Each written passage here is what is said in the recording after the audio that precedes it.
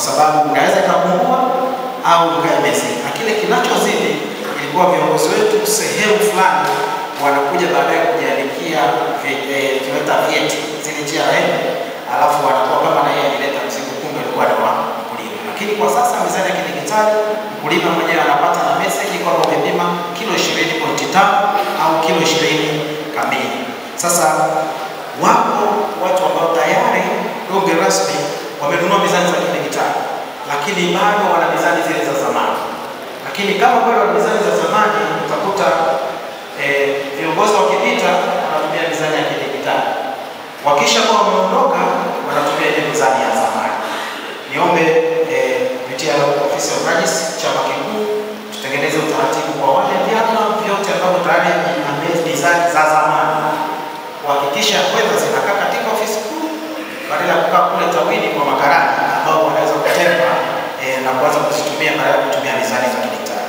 Lakini tuweke mkakati na hatua kali kwa wale ambao watatumia mizani zisizo za kidijitali wakati huo alishanunua mizani za kidijitali.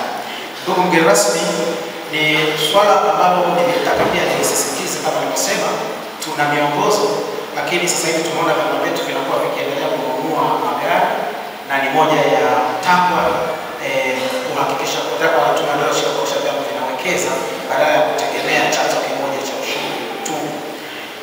Lakini niwakumbushe kwamba kuna mwongozo wa manunuzi ulitolewa na Tume ya Ushirika. Mwongozo huu unatusaidia kujua taratibu zote za manunuzi. Mnakuja kuomba fomu za madeni kwa ajili ya kuweza kukopa. Baada ya kukopa, benki akishatoa fedha, taratibu za manunuzi chama wakiutaka kupitia ofisi ya Mrajis kwa ajili ya kupata miongozo Tume ya Ushirika, basi ule utaratibu uliowekwa ufuatwe. Naomba nisisitize hilo kwa sababu yapo maeneo mengine ambayo tayari tumeshapata changamoto baada ya kuruhusiwa tu kufanya manunuzi, lakini kuna vitu vingine vinafanyika ambavyo sivyo. Na niseme hivyo kwa sababu kama utakuwa limeharibika jambo, sisi tutakuja kwenye utaratibu wa ule mwongozo kama ulifuata. Kama ulifuata, basi utakuwa wewe ni halali hali yetu. Lakini nikukumbushe maafisa ushirika kwamba kuhakikisha kila roho tunafanya kabisa kwenye vyama hivi. Tunajua tuna uchache wa maafisa, na kwa sasa hivi tunatoa mwongozo ambao utakuja muda si mrefu kwa ajili ya kushirikiana na vyama vikuu na viweze kwenda kuwasaidia au kuskakua kwenye vile vyama vya ushirika ambavyo vinakuwa havina uwezo, hasa wakaguzi wa ndani. Na ndio maana tumehakikisha kwamba kila chama cha ushirika kinakuwa na mkaguzi wa ndani. Lakini mwisho ni wakumbushe tena kwamba swala la uadilifu, serikali inaenda sita. Tunaenda sasa hivi tunakaribia kwenye msimu wa mnada wa ufuta, lakini wapo watu ambao kiukweli bado wanatoa rushwa.